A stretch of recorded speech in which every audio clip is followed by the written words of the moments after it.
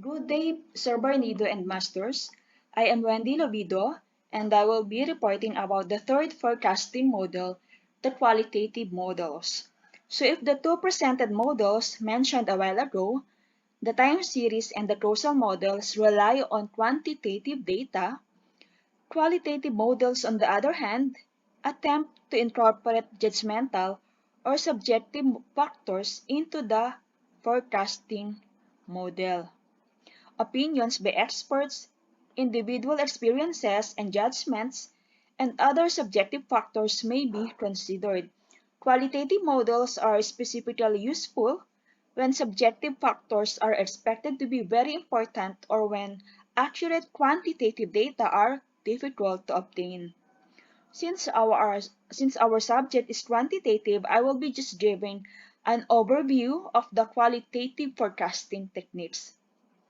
So we have four different qualitative forecasting techniques.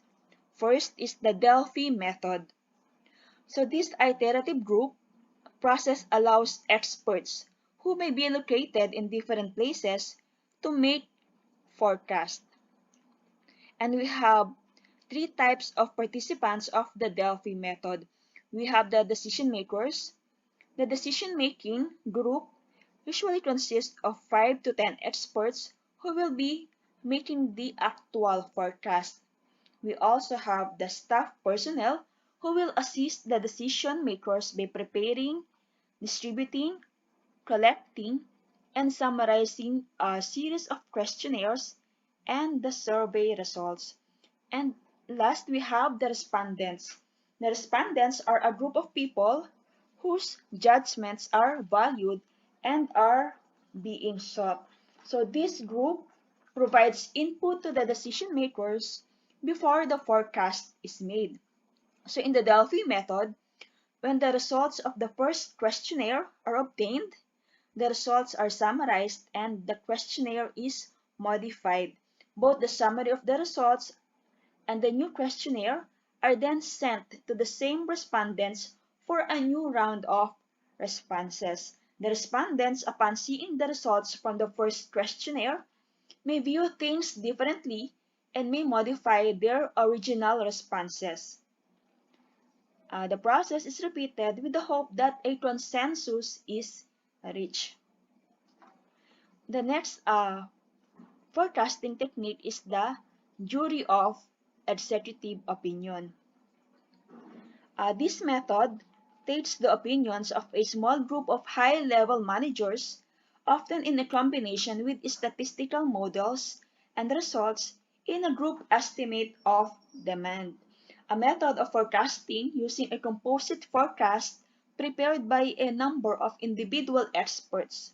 The experts form their own opinions, initially from the data given, and revise their opinions according to the others' opinions. Finally, the individual's final opinions are combined. The third technique is the sales force composite. Each sales personnel estimates what sales will be in his or her region. These forecasts are reviewed to ensure that they are realistic and are then combined at the district and national levels to reach an overall forecast. So a method of forecasting future demand for a product by adding together what each member of the sales force expects to be able to sell in his or her territory. And the fourth technique is the consumer market survey. It solicits input from customers or potential consumers regarding their future purchasing plans. It can help not only in preparing a forecast, but also in improving product design and planning for new products. So consumer survey method of demand forecasting involves direct interview of the potential consumers. Consumers are simply contacted by the interviewer and asked how much they would be willing to purchase of a given product at a number of alternative product price levels. Let's now move to the scatter diagrams. So a scatter diagram is a two-dimensional representation of a set of data. The scatter diagram graphs pairs numerical data with one variable in each axis to look for a relationship between them.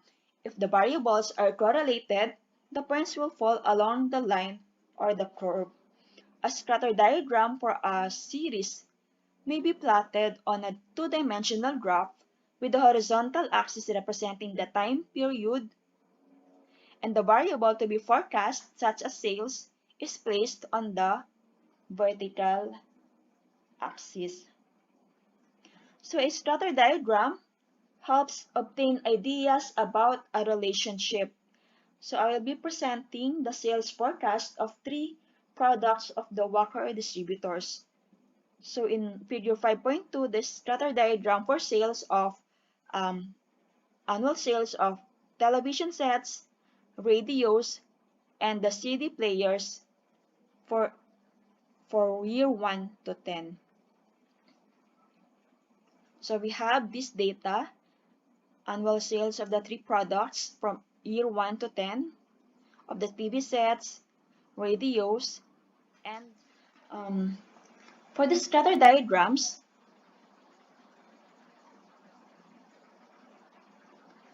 so using the scatter diagrams for sales in figure 5.2 on how to forecast given the 10-year sales data, one simple way to examine this historical data and perhaps to use them to establish a forecast is to draw a scatter diagram for each product. So this picture showing the relationship between sales of a product and time is useful in spotting trends or cycles. An exact mathematical model that describes the situation can then be developed if it appears reasonable to do so. So to make a scatter diagram, input the data first as the data source for the scatter chart. So we input the year 1 to 10 and the annual sales for the TV sets. Then we highlight the data source, we insert the chart and this graph will be generated.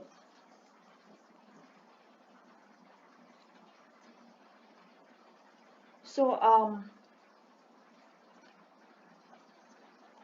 for the first example, let's have the TV sets. In the x-axis is the annual sales of the TV sets, and while in the y-axis is the year or time. So you can edit the minimum and the maximum data for the x-axis.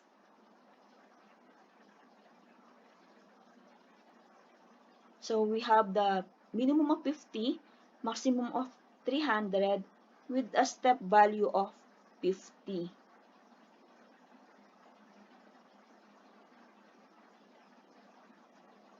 Okay. Given the data, sales appear to be constant over time. So from year 1 to 10, sales is 250 TV sets from year 1 to 10, constant at a rate of 250 TV sets per year. So, in forecasting the sales for year 11, based on the sales data for the past 10 years, year 11 will also be 250. So, no matter what equation we insert, no matter what year we insert in the equation, sales will not change. And as mentioned, a good estimate for year 11 is 250 television sets. Same with year 12. So another example is the annual sales of the radios. So next, same procedure with TV. We input the year and the annual sales for the radio. We insert the chart and we generate this graph. Then we can set the step value or interval 20.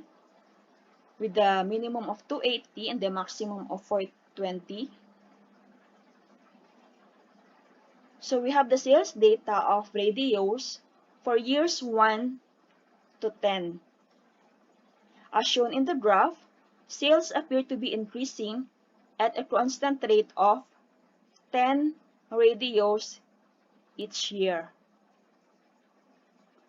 So starting at year 1 with 300 up to year 10 with 390 radios. If we will extend back or left the vertical axis, we see that the sales would be 290 in year 0. Now we have the equation of 290 plus 10 is equal to 300 in year 1. So the graph describes the relationship between time and the sales. So with the available data, a reasonable estimate of radio sales for year 11 and 12 would be 400 and 410 respectively. And as for the last example, annual sales of the CD players, in sales graph, the trend line, this line is the trend line. The trend line may not be perfectly accurate due to variation each year. As you can see, the increasing rate or decrease rate is not constant. For the year 2, it decreased by 10. For the year 3, it increased by 10, and so on. However, sales appear to be increasing over the past 10 years. So if we had to forecast the future sales, we would probably pick a larger figure each year, the figure above the trend line. So in this case, the forecast for year 11 is 200 CD players. So I hope I was able to clearly illustrate on how to forecast through the scatter diagram. So that ends my report. Thank you. The next reporter will be Sir Arbel Losada. Thank you.